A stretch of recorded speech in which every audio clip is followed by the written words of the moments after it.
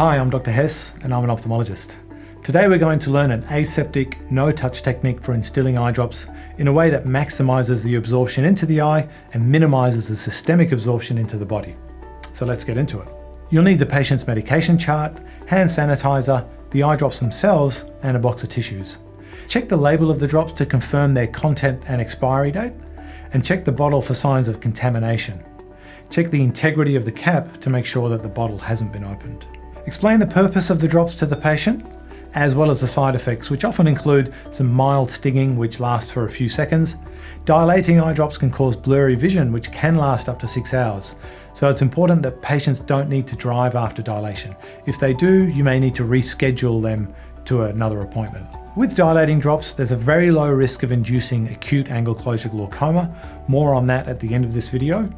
If the pupil reflexes need to be checked, then make sure that's done prior to dilation. Sit the patient comfortably and wash your hands. If you're using a bottle, mix the contents by shaking it gently. Ask the patient to tilt their head up.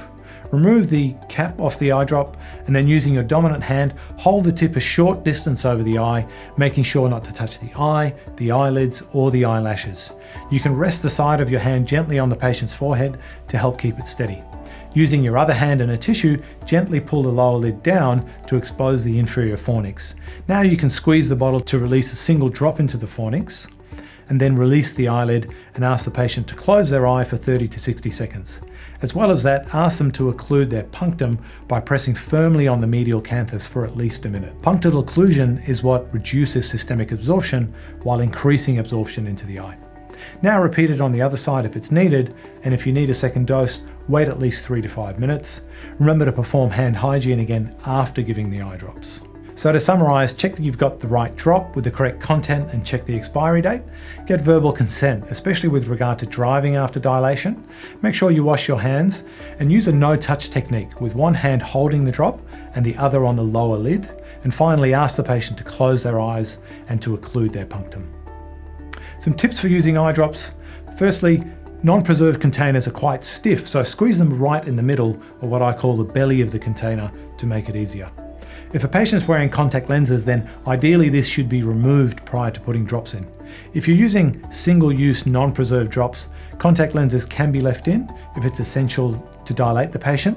Just advise the patient that there's a slightly higher risk of infection with contact lens wear, so they should get back to you promptly if they develop a red eye. The volume of the inferior fornix is less than the volume of a single drop. Therefore, using more than one drop at a time simply flushes out the previous drop and is a waste of medication. One single well-placed drop at a time is sufficient for one dose.